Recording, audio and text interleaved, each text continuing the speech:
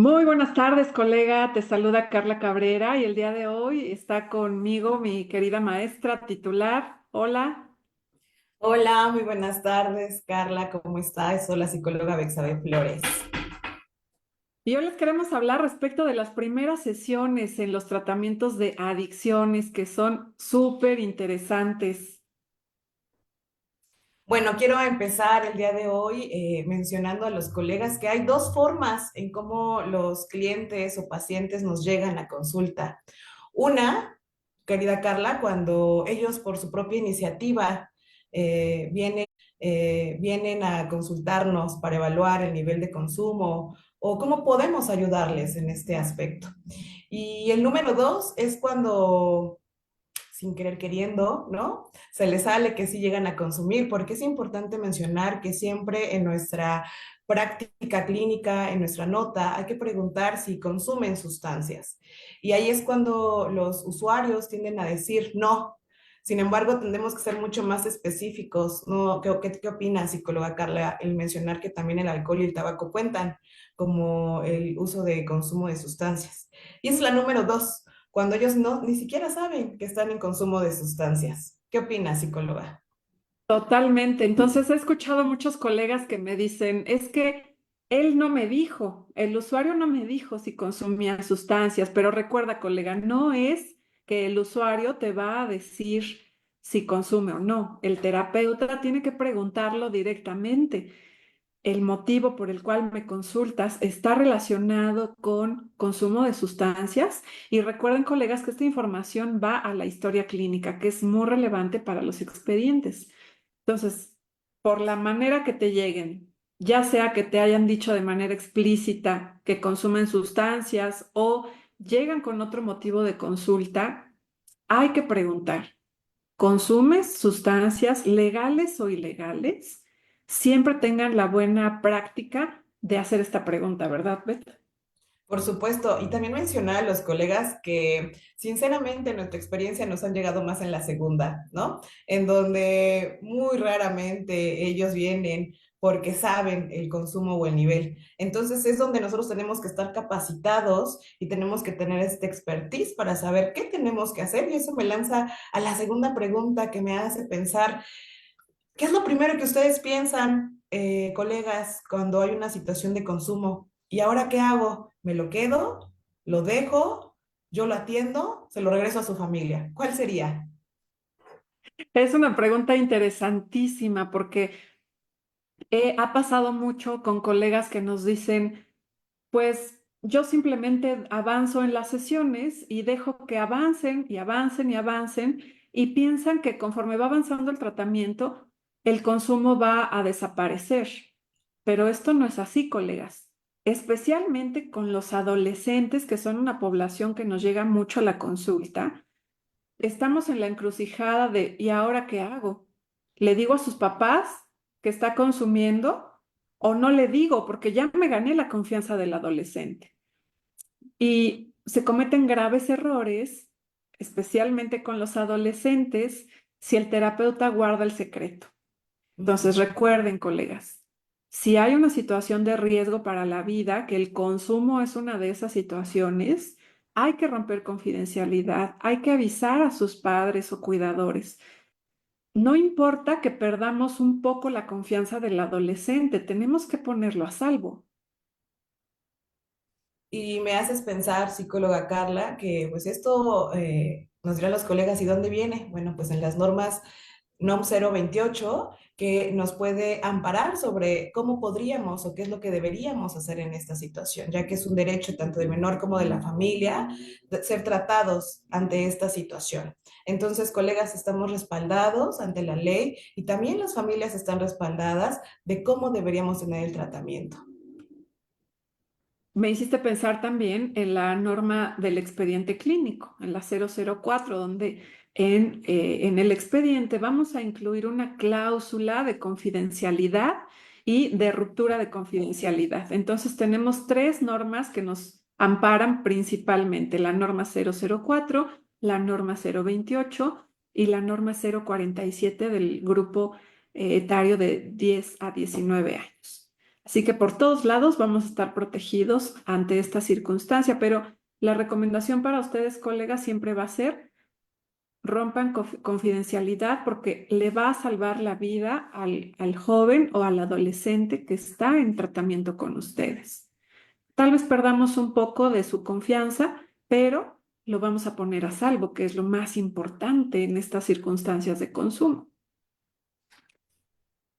Y que me Estaba, haces, perdón, sí, adelante. sí, ver, No, estaba pensando que aún así, si los colegas se preocupan, ¿no? Sobre esta situación de que vamos a perder la confianza, tenemos un modelo que nos puede ayudar muchísimo a poder aterrizar, ¿no? Y regresar y que realmente se vean los cambios permanentes. Me hiciste pensar en la terapia familiar, por ejemplo, ¿no? Que podríamos utilizarla para recuperar la confianza, porque yo siempre lo he dicho, psicóloga Carla, más que la confianza con nosotros, ¿con quién debería de tenerlo? Con los papás, ¿no? E incluirlos desde el primer momento es una muy buena intervención y estrategia.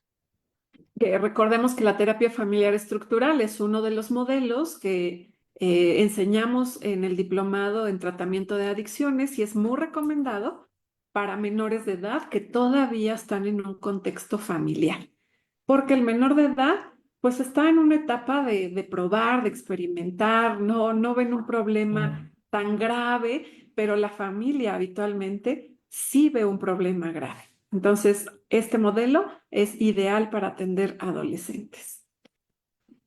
Estaba recordando hace algunos años que comencé a trabajar en un centro estatal de adicciones. De inicio como terapeuta fue una experiencia un poco solitaria porque yo nunca había trabajado adicciones. Entonces fui aprendiendo poco a poco, de manera autodidacta, voy a decirlo así, y un poco equivocándome. Y digo que es un camino muy solitario porque a veces hay personas que tienen mucha más experiencia, pero difícilmente comparten lo que han acumulado, el conocimiento que traen a lo largo de los años. Entonces hay que empezar de manera autodidacta, pero llega un momento en que te llegan casos muy complejos y pues ya tienes que estudiarle, ¿no? Porque ya no es tan fácil leerlo en los libros o trabajarlos de manera autodidacta.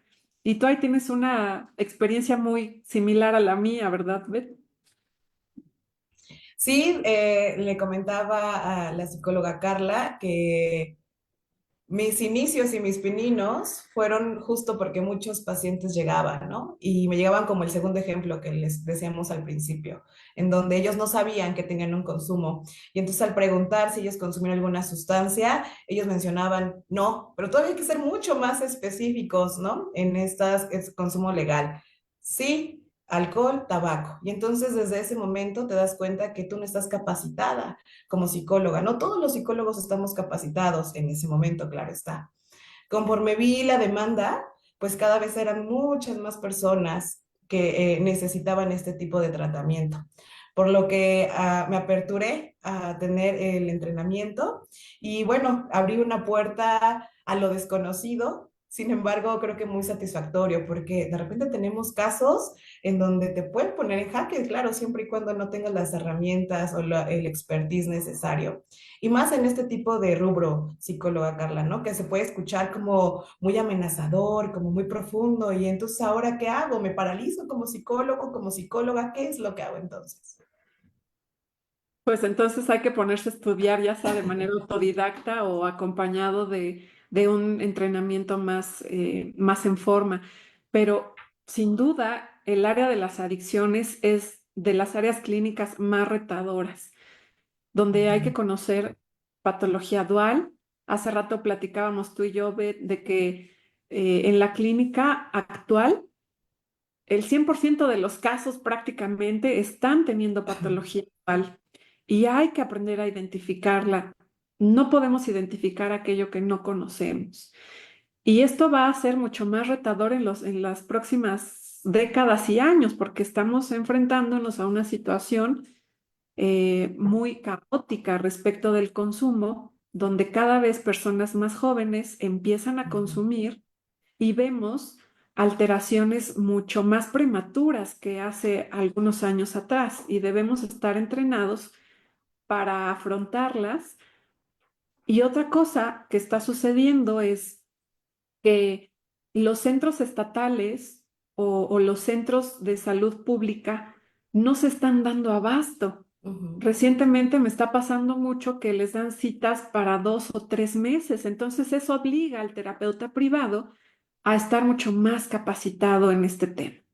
Desafortunadamente, ¿no? Porque vemos mucho más jóvenes viniendo a la consulta de adicciones. Oye, Carla, y me haces pensar cuando dijiste personas jóvenes, que justo la patología dual se puede empezar desde esa edad, ¿no? Y si la familia tiene también la visión de poder identificarlo, creo que podríamos reducir el consumo en un futuro, ¿no? En un plan ideal. Pero ¿cómo lo vamos a hacer si no traemos, por ejemplo, a la familia, si estamos teniendo un adolescente? Entonces, creo que es importante que la patología dual se vea en cualquier edad, ya sea grandes o personas adolescentes o incluso niños, ¿no? Porque la terapia familiar nos permite traer a los más chiquitos de la familia y eso nos permite poder identificar desde el ojo clínico que también algo está pasando, no nada más en el paciente identificado. ¿Tú qué opinas, psicóloga Carla? Totalmente. O sea, tenemos que acotar la brecha de búsqueda de tratamiento. Habitualmente las personas buscan su primera consulta por adicciones, ya que han pasado entre 12, 15 años de consumo. Entonces, entre más se acorte esa brecha y entre más disponibles estén los servicios de atención especializada, estamos contribuyendo enormemente a la salud de la población, sin duda. Pero para eso, bueno, la invitación es a que nos preparemos. Dice Aldo, excelentes maestras, muy profesionales, preparadas tanto en la práctica como en la docencia. Muchas gracias, Aldo, que fue Gracias, Aldo. alumno de ambas. Muchas gracias, Aldo. ¿Qué hacemos, psicóloga Betsabe, con los casos que tienen múltiples problemáticas? ¿Qué estás tiro por viaje en el tratamiento de las adicciones? Oye, es una excelente pregunta, Carla, muy buena, porque primero tenemos que identificar situaciones de riesgo. ¿Cuáles son estas situaciones de riesgo? Bueno, pues todo lo que pone en jaque la vida del usuario. Y tenemos que evaluar si primero necesita la consulta, ¿no? Las intervenciones, o si lo que tenemos que priorizar justo es la vida, porque sin usuario, ¿cómo vamos a dar terapia, Carla? Entonces, es importante mencionar que tenemos que identificar si primero intervenimos o primero incluso referenciamos a las personas o a los profesionistas indicados, como quién, ya lo sabemos, como psiquiatría. Sin embargo, no cualquier psiquiatra. También tiene que ser un especializado en adicciones, perdón. Entonces, es importante también tener esos datos porque pareciera como algo común. Sin embargo, pues no todos los psiquiatras también tienen este conocimiento. Bases, pero tenemos que llevarlos a un lugar seguro. Y eso también es parte de nuestra responsabilidad, psicóloga Carla. Las palabras diagnóstico diferencial es algo que vivimos constantemente en la práctica clínica. Tenemos que aprender a discernir qué trastorno atendemos primero y vamos a atender en primer lugar aquel que pone más en riesgo la vida, la integridad de la persona. Ahorita me acordé de un caso que atendí en un contexto público. Llega la chica a valoración con su padrastro. Y pues de inicio todo parece muy normal, pero cuando la chica entra a solas con la terapeuta, le dice que su padrastro está cometiendo abusos contra ella, Ujú. abusos físicos y sexuales. Entonces, además traía consumo de sustancias estimulantes y además tenía plan suicida. Y entonces aquí es una persona que tiene multiproblemas. ¿Y cuál vamos a atender primero? ¿El abuso sexual, el consumo de drogas estimulantes o la planeación homicida, la planeación suicida? Ah, bueno, pues hay que evaluar. ¿Qué es lo que pone más en riesgo la vida de la usuaria? ¿Qué tipo de tratamiento le puedo proporcionar que atienda todas las situaciones que me está Ujú. manifestando? Y entonces aquí viene el criterio clínico y el expertise clínico en adicciones. El tratamiento que se le dio a esta chica, fíjense ella era una chica menor de edad, en aquel entonces tenía 16 años. Se le recomendó entonces un ingreso a un modelo residencial y en ese modelo residencial estaría acompañada de psiquiatra, psicólogos, eh, eh, y bueno, toda la infraestructura que da ese centro, ¿no? Consejeros, etcétera. Ujú. Si nosotros la hubiéramos dejado afuera del tratamiento residencial, esta chica sería nuevamente enviada a un contexto de mucho riesgo. Todo va relacionado, pero si tenemos en nuestras manos la posibilidad de atender todo de un jalón, vamos a llamarle así, entonces le vamos a dar el tratamiento que más priorice su salud, que en este caso, con estas problemáticas que son, pues, entre comillas, graves, si la metemos a un internamiento residencial, la vamos a cuidar de todo lo que está ocurriendo. La vamos a alejar del consumo de sustancias, en primer lugar. La vamos a alejar de su probable agresor. Y ahí dentro le van a brindar el tratamiento psiquiátrico por la planeación suicida. Todo de jalón. El terapeuta en adicciones siempre está buscando los mejores tratamientos para sus consultantes, los que más beneficios le dan. Y vamos por escaloncitos, ¿no? Uno por uno. Me haces pensar, psicóloga Carla, que esto entonces tenemos que identificar cuál es el mejor tratamiento para el usuario y los usuarios tal cual. Nosotros como somos la primera línea de guerra, lo voy a colocar de esta manera. Y si nosotros no hacemos una muy buena evaluación al principio, entonces ponemos en riesgo nuevamente la integridad ya sea de la familia, del usuario o de quien venga con nosotros. ¿Por qué? Porque si no hacemos una correcta evaluación, me hiciste pensar con este caso, Carla, que, ¿y si le hubieras mandado un tratamiento ambulatorio? ¿Qué hubiera pasado con la chica, no? ¿A dónde tendría que ir o a dónde iría? Y entonces, en lugar de ayudarle, hubiera sido caótico. O viceversa. Hay incluso consultantes porque tenemos esta idea que todos necesitan un tratamiento residencial, ¿no? Y eso es una total mentira. No todos. Pero regreso, ¿cómo lo vamos a ver hasta que evaluemos? Hasta que juntemos el ojo clínico, por ejemplo, para identificar patología dual, hasta que escuchemos el discurso de la familia, del usuario, de quien tengo enfrente, recopilando toda la información para identificar si es un tipo de tratamiento residencial, un tipo de tratamiento ambulatorio, si va acompañado de otro tipo de profesionistas como psiquiatría, y no solamente psiquiatría, por ejemplo, ¿no? Puede ser algún otro especialista. En el caso de esta chica, por ejemplo, de ginecólogo, nutriólogo, en fin, tenemos que tener una muy buena cartelera de profesionistas, porque algo que es importante mencionar, que el trabajo en adicciones es multidisciplinario. Y también terminamos diciéndoles qué tipo de tratamiento es el ideal, si es familiar, en el caso, por ejemplo, de adolescentes, pues totalmente un tratamiento familiar. Te escucho, psicóloga. Me leíste el pensamiento, o sea, es justo lo que estaba pensando. La valoración inicial, que es un procedimiento especializado en adicciones, es también una entrevista breve donde determinamos cuál es el plan más adecuado para el usuario. No todos son candidatos a tratamientos residenciales y viceversa. No todos son Ujú. candidatos a tratamientos ambulatorios. Y por aquí nos pregunta Ma Aquino, dice, ¿a dónde podemos referir a un internamiento residencial en la Ciudad de México? Y voy a volver al punto que tú estabas mencionando. Primero hay que evaluar, antes de mandar a un tratamiento residencial, hay que evaluar cuáles son las necesidades del usuario, cómo se ha comportado el trastorno a lo largo de su vida y evaluar si es candidato a un tratamiento residencial. Si ustedes quieren conocer el directorio de los centros reconocidos por CONASAMA, googleen así, centros residenciales CONASAMA y les va a aparecer todo el directorio de toda la República Mexicana y es ahí donde preferentemente vamos a referir a nuestros usuarios a clínicas residenciales ya reconocidas Ujú. o a centros comunitarios de salud mental donde también se pueden hacer evaluaciones o a centros de integración juvenil para tratamientos ambulatorios. Muy bien. Los queremos invitar al webinar gratuito y exclusivo para psicólogos, preguntas e intervenciones para el tratamiento de adicciones este próximo viernes 9 de mayo en punto de las 5 de la tarde, tiempo de la Ciudad de México.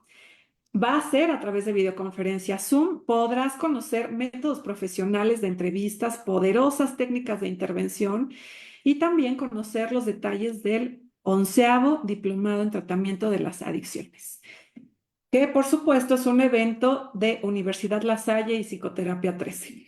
Si quieres asistir, dale clic al botón aquí abajo y déjanos un comentario para enviar tus accesos o por favor mándanos un mensaje de WhatsApp.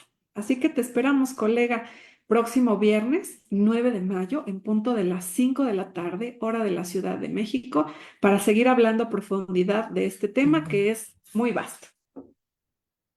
Muchas gracias, psicóloga Betsabe, por acompañarnos, por hacer el esfuerzo con temperatura y todo, pero aquí estás al pie del cañón. Por favor, dígame que no se vio. No, no, Gracias, para nada, mil gracias, gracias. Carla, Un por abrazo, la invitación. Estamos en contacto, los esperamos entonces. Muchas gracias. abrazos, colegas, hasta el próximo martes.